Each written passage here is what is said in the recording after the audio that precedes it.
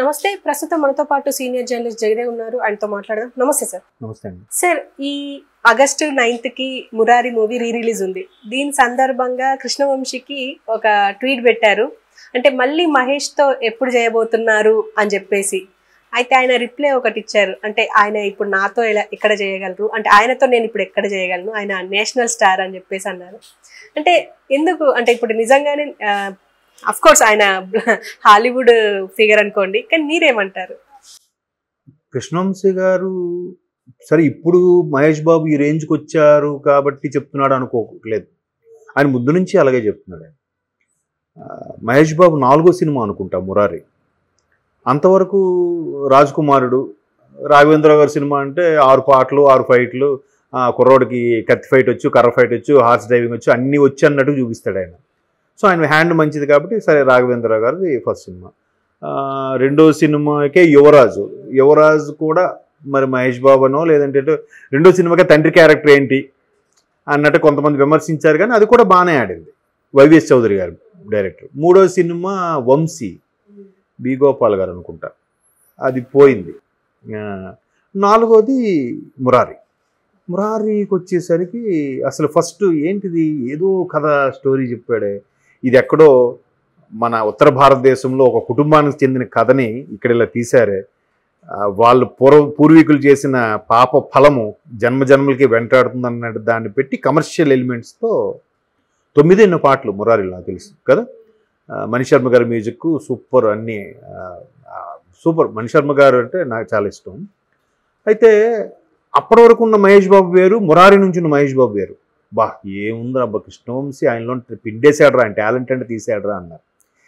అంటే కృష్ణవంశీ గారికి creative director అని ఎందుకు అంటారంటే, అంటే నేను చాలామంది సినీ జర్నలిస్ట్ మిత్రులు చెప్పిన దాని ప్రకారం కూడా సెట్కి వచ్చినప్పుడు అప్పటికప్పుడు అక్కడ ఉండే లొకేషన్స్ బట్టి, ఆ ప్రాపర్టీ బట్టి అప్పటికప్పుడు క్రియేట్ చేసి ఆ సీన్ అనుకుని అది తీసేస్తాడంట, చేస్తాడంట. That is called creative. ఎంత నిజంగా చాలా మేధావి. అంత మేధావి కూడా ఎప్పుడు ఏది అడిగినా ప్రకృతి నాతో చేయించింది నేను చేశాను అంటాడు. లేదా వాళ్ళేదో వాళ్ళ టాలెంట్ ఉంది, వాళ్ళు వచ్చారండి, నాదే ఉంది అంటాడు. చాలా సందర్భాల్లో త్రివిక్రమ్ గారు లాంటి వ్యక్తులు, నందిని రెడ్డి లాంటి డైరెక్టర్లు ఆయన దగ్గర అసిస్టెంట్గా చేసినా కూడా వాళ్ళు ఎప్పుడు నందిని రెడ్డి చెప్పుకున్నారు, కానీ త్రివిక్రమ్ గారు లాంటి వాళ్ళు ఎప్పుడు నేను చెప్పుకున్నాడు ఎంతవరకు చూడలేదు కృష్ణవంశీ గారి గురించి. బట్ ఆయన దగ్గర చేసినప్పుడు మెలకువలు నేర్చుకుంటారు కదా కొంతలో కొంతైనా. ఈయన ఇప్పుడు చెప్పలేదు, ఇది ఆయన ఇష్టం. బట్ కృష్ణవంశీ గారికి త్రివిక్రమ్ లాంటి వాళ్ళు కూడా మీ దగ్గర చేశారంట కదా అని అంటే ఆయన అంటే లేదంటే ఆయనలో టాలెంట్ ఉంది, ఆయనే ఇదయ్యాడని అంటాడు, కానీ నా గొప్పతనం ఎప్పుడు ఆయన ఒప్పుకోడు. సో అలాగా ఇప్పుడు ఒక సందర్భం ఉంది, ఆ సందర్భాన్ని ఎలా చేయాలి.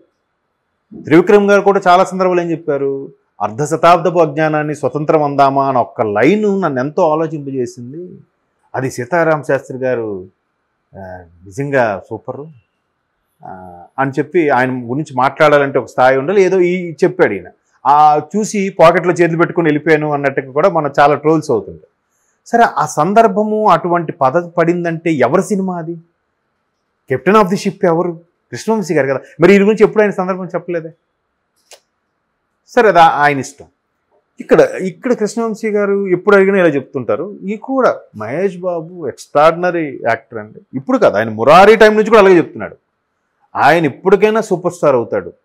ఎందుకంటే మనం ఒక సీన్కి ఒక 70 to 80% ఎక్స్పెక్ట్ చేస్తే బియాండ్ ది ఎక్స్పెక్టేషన్ అంట 100 దాటేస్తాడంట మహేష్ బాబు. అలా చేస్తాడంట ఆ సీన్. మళ్ళీ నేను ఇంకొంచెం విన్నది ఏంటంటే, ఆయన తెలుగు మాట్లాడతాడు అన్నీ చెప్తాడు, కానీ రాయటం చదవటం రాదంట మహేష్ బాబుకి. ఆయన డైలాగ్స్ నుంచి పక్కన అసిస్టెంట్ ఎవరో చెప్తే అది గుర్తుపెట్టుకొని చెప్పేస్తాడంట. చూడండి ఎంత యూనిక్ టాలెంట్ అది కదా.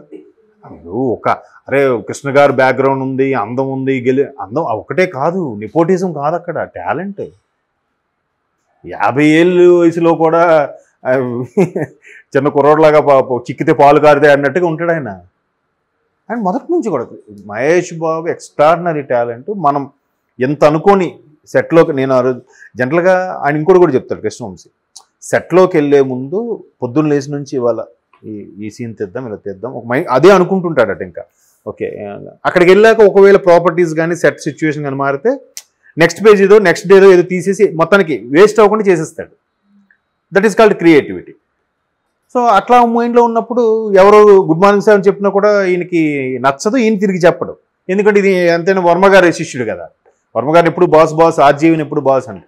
సో అట్లా ఉన్నప్పుడు అలా అనుకొని వెళ్ళి ఈరోజు ఏం సీన్ చేద్దాం, ఇది ఎలా చేస్తాడు అనుకొని వెళ్తే, ఎంత అనుకోని ఆ రోజు వెళ్తే ఈజీగా ఎంత ఇస్తాడంట మనకి output. That is Mahesh Babu. So ఆయన అప్పటి నుంచి అదే చెప్తున్నాడు, ఈయనలో ఒక డిఫరెంట్ టాలెంట్ ఉంది, ఈయన రాబోయే రోజుల్లో మంచిది అవుతాడు, అసలు కృష్ణ గారు కాదు కృష్ణ గారిని మించిపోతాడు అని అప్పటి నుంచి చెప్తున్నాడు. ఇప్పుడు కూడా అదే చెప్తున్నాడు. కృష్ణవంశీ గారు మీరు చాలా ఇంటర్వ్యూస్ చూసినా కూడా ఆయన చెప్పే మాట తీరు కానీ ఆ విధానం కానీ చాలా ఒబీడియంట్గా, చాలా పద్ధతిగా, ఎక్స్ట్రాడినరీ వచ్చేసి బా సూపర్ అంటే థ్యాంక్ యూ అండి అని ఉండదు. ఏదో అవునా థ్యాంక్ యూ వచ్చిందా ఏదో అలా వచ్చేసింది అని అనుకుంటాను. నేను రీసెంట్గా ఒక సీతారామ శాస్త్రి గారి గురించి కూడా ఒక ఇది చూశాను. ఆయన నివాళులు అర్పించే విధంగా నా ఉచ్ఛ్వాసం కమనం అని ఒక ప్రోగ్రాం చేస్తున్నారు. దాంట్లో సింగర్ పార్థసారథి గారు ఇంటర్వ్యూ చేస్తున్నారు ఈయనకి, కృష్ణవంశీ గారు. అక్కడ కూడా ఆయన అనేసాడు ఆఖరికి పార్థసారథి గారు, సరే ఎంత ఒక్కొక్క సినిమాకు ఒక్కొక్క పాటని మీరు ఎంతో డెప్త్ ఉన్నదాన్ని బాగా బయటికి లాగుతారు చేస్తారు, ప్రతి ఒక్కటి కూడా మీ గొప్పతనం ఒప్పుకోవట్లేదు అంటానంటే, ఏం లేదండి అదంతా గురువుగారు రకరకాల ప్రసాదాలు పెడతారు, మనకి ఏ ప్రసాదం కావాలో ఆ ప్రసాదం సెలెక్ట్ చేసి తీసుకొచ్చి ఇవ్వడం, కానీ అది ఆయన గొప్పతనమే అంటున్నాడు. అది టాలెంట్. అది ఇప్పుడు ఎంతోమంది ఆలోచింపజేసే సినిమాలు ఇప్పుడు అంతఃపురం ఉంది. అంతఃపురంలో ప్రకాష్ రాజ్ లాంటి వ్యక్తి ఆఖరికి గవర్నమెంట్ని కూడా విమర్శించే స్థాయికి వెళ్ళిపోయాడు. ఆయన ఎందుకు విమర్శించే స్థాయికి వెళ్ళిపోయాడంటే, అంతఃపురం సినిమాకి అప్పట్లో 8 నంది అవార్డులు ఆయన ప్రకాష్ రాజ్కి, సౌందర్య గారి special jury award, singer Janaki గారికి, ఆ బేబీ ఆర్టిస్ట్ ఉంటాడు సౌందర్య కూతురు కొడుకు వేసాడు ఆ అబ్బాయికి, ఇంకా చాలా ఇంకా కాస్ట్యూమ్స్కి ఏవో వచ్చాయి. ఇన్ని మెలకువలు లేదంటే ఇన్ని 24 క్రాఫ్ట్స్ని గ్రిప్లో పెట్టుకొని నడిపించే డైరెక్టర్ మాత్రం ఇవ్వలే. నంది అవార్డు నాకు వద్దన్నాడు ప్రకాష్ రాజ్, అంతే. బెస్ట్ యాక్టర్ అవార్డు వచ్చినా కూడా ఇన్ని మమ్మల్ని సృష్టించిన డైరెక్టర్గా రాకపోతే నాకెందుకు వద్దని sir. That is Prakash Raj. ఎందుకు ప్రకాష్ రాజు కృష్ణవంశీ ఏరా అనుకున్నంత క్లోజ్ ఫ్రెండ్స్ వాళ్ళిద్దరు, ఇప్పటికీ అట్లాగే ఉంటారు. ఇంకోటి కృష్ణవంశీ లాంటి ఇప్పుడు జగపతి బాబు గారికి అంతఃపురం నుంచి జగపతి బాబు గారి టాలెంట్ వెలికి తీశాడు బయటికి, అక్కడ నుంచి జగపతి బాబు గారు లైఫ్ కెరియర్ ఇంకోలాగా వెళ్ళిపోయింది. మహేష్ బాబు గారు మురారి, ఎంతమంది ఇంకా హీరోయిన్స్ అయితే చెప్పక్కర్లేదు. కృష్ణవంశీ గారు సినిమాలో హీరోయిన్ చూపిస్తే హీరోయిన్ ఇప్పుడు కాజల్ అగర్వాల్ స్టార్ హీరోయిన్ ఎట్లా అయ్యారు, బికాజ్ ఆఫ్ చందమామ. అంటే అంత మంచి డైరెక్టర్. సో ఆయన ఇప్పుడు ఈరోజు సూపర్ స్టార్ రేంజ్లో ఉన్నాడని చెప్పడం కాదు, మొదటి నుంచి కూడా ఆయన అలాగే చెప్పేవాడు. ఆయన ఎవరెవరి గురించి ఏం చెప్పాడో అవన్నీ. మళ్ళీ రామ్ చరణ్ గురించి కూడా చాలా పాజిటివ్గా చెప్పిన సందర్భాలు, అంటే చాలా ఒబీడియంట్గా ఉంటాడు, గౌరవ మర్యాదలు. మళ్ళీ చిరంజీవి అన్నయ్యని చూస్తే ఈయన చూడక్కర్లేదు అట్లా ఉంటాడు అని, అవి పోను అర్థమవుతాయి జనాలకి, తెలుస్తూ ఉంటాయి. మహేష్ బాబు గురించి మొదటి నుంచి అదే చెప్పారు. ఇప్పుడు నెక్స్ట్ రాజమౌళి సినిమా అంటే ఇప్పుడు ఆయన అన్నట్టుగా ఆ డానియల్ క్రెగ్ అంటే లేటెస్ట్ జేమ్స్ బాండ్ మూవీ ఉంది కదా, జేమ్స్ బాండ్ మూవీకి ఆయనే చేస్తున్నాడు హీరోగా, ఆయన మించిపోతాడని చెప్తున్నాడు ఆయన. అంటే అంత కాన్ఫిడెన్స్ లేకపోతే ఇప్పుడు ఆయనతో కలిసి పనిచేసినప్పుడు తెలిసిపోతాయి కదా ఆవిడ ఎలా ఉంటాడు, ఆ నడవడికి ఎలా ఉంటుంది, ఎలా యాక్ట్ చేస్తాడు, ఎక్స్ప్రెషన్స్ కూడా బాటమ్ ఆఫ్ ది హార్ట్ ఇస్తున్నాడా, ఓన్లీ ఫేస్ వరకు పెడుతున్నాడా అనేది కూడా ఉంటుంది, బాడీ లాంగ్వేజ్ అన్నీ ఉంటాయి కదా.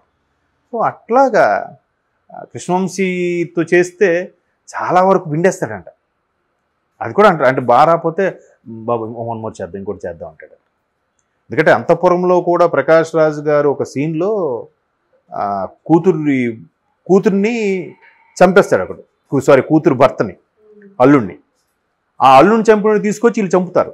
చంపిన తర్వాత కూతురు ముఖాన బొట్టు తొడపాలి, ఆ కార్యక్రమాలు ఉంటాయి.